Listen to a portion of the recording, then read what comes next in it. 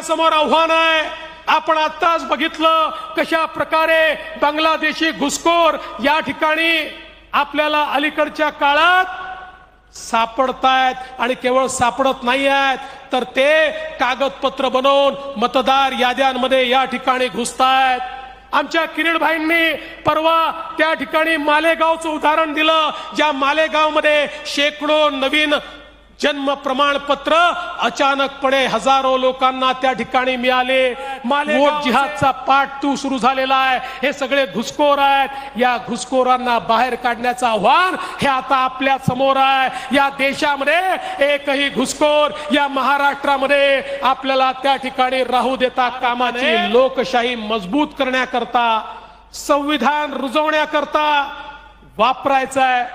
आपल्याला कल्पना आहे, लोकसभेच्या काळात आपण बघितलं संविधान विरोधी शक्ती, अराजकतावादी शक्ती, या शक्तींचा प्रादुर्भाव या महाराष्ट्रामध्ये आपल्याला पाहायला मिळाला। आपले विरोधक, मग ते काँग्रेस असो, ती उबाठा असो, ती शरद पवारांची पार्टी असो, यांना ज्यावेळेस लक्षात आलं की भारतीय जनता पक्षाला आणि मोदीजींना आपल्याला पराजित करता येत नाही, त्यावेळी अराजकतावादी अशा सगळ्या शक्तींना एकत्रित घेऊन त्यांनी या देशामध्ये आणि या महाराष्ट्रामध्ये अराजकता पसरवण्याचा प्रयत्न केला। या महाराष्ट्रात वोट जिहाद आपण बघितलं, या महाराष्ट्रामध्ये फेक नरेटिव्ह आपण बघितला। पण गेल्या 6 महिन्यामध्ये आपल्या सगळ्या राष्ट्रीय विचाराच्या संघटनांनी एकत्रित येऊन आपल्या खांद्याला खांदा लावून या ठिकाणी राष्ट्रवादाचं पुनर्रोपण केलं आणि या अराजकतावादी ताकदींना या निवडणुकीमध्ये आपण पूर्णपणे पराभूत केलं।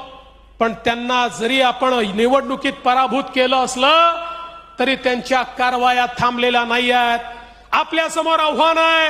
आपण आताच बघितलं कशा प्रकारे बांगलादेशी घुसखोर या ठिकाणी आपल्याला अलीकडच्या काळात सापडतायत आणि केवळ सापडत नाही आहेत तर ते कागदपत्र बनवून मतदार याद्यांमध्ये या ठिकाणी घुसतायत। आमच्या किरीट भाईंनी परवा त्या ठिकाणी मालेगावचं उदाहरण दिलं, ज्या मालेगावमध्ये शेकडो नवीन जन्म प्रमाणपत्र अचानकपणे हजारो लोकांना त्या ठिकाणी मिळाले। मालेगाव असेल, इकडे अमरावतीचं अंजनगाव असेल, अचानक त्या ठिकाणी एकेका गावामध्ये 100 लोकांना जन्माचं प्रमाणपत्र मिळत आहे। 50 वर्षाचे 60 वर्षाचे लोक अचानक आपल्या जन्माचं प्रमाणपत्र काढतायत। वोट जिहादचा पाठ सुरू झालेला आहे। हे सगळे घुसखोर आहेत। या घुसखोरांना बाहेर काढण्याचं आव्हान हे आता आपल्या समोर आहे। या देशामध्ये एकही घुसखोर या महाराष्ट्रामध्ये आपल्याला त्या ठिकाणी राहू देता कामा नये। त्यामुळे या अराजकतावादी ताकदींच्या विरुद्धची आपली लढाई, ही लढाई अजून आपल्याला त्या ठिकाणी घट्ट करावी लागेल। याच अराजकतावादी ताकदींनी दुसरा प्रयत्न सुरू केलेला आहे। या महाराष्ट्रातली सामाजिक वीण ही कशी त्या ठिकाणी खराब होईल, या महाराष्ट्रामध्ये जातीमध्ये, पंथांमध्ये द्वेष भावना, त्यांच्यामध्ये विद्वेष, त्यांच्यामध्ये मोठ्या प्रमाणात दुफळी कशी माजेल, असा देखील प्रयत्न हा मोठ्या प्रमाणात होतोय। अनेक घटना होतात, गंभीर घटना होतात, त्याचे पडसाद उमटतात, ते साहजिक देखील असतात, ते नैसर्गिक देखील असतात। पण अनेक वेळा अशा पडसादांचा उपयोग करून अराजकतावादी आपलं मत कसं पुढे नेता येईल असा देखील प्रयत्न करतात। आणि म्हणून कुठेतरी हा महाराष्ट्र एकसंघ राहायला पाहिजे। माननीय मोदीजींनी आपल्याला एक मंत्र दिला, जो या निवडणुकीचा गुरुमंत्र ठरला, एक है तो सेफ है। हे मोदीजींनी सांगितलं, हे आमच्या साधू संतांनी सांगितलं। या ठिकाणी हा मंत्र घेऊन आपण समाजात गेलो, संपूर्ण समाज एकसंघ झाला। या ठिकाणी एक भगवी लहर आपल्याला पाहायला मिळाली आणि त्याचा परिणाम आपण सगळ्यांनी बघितला।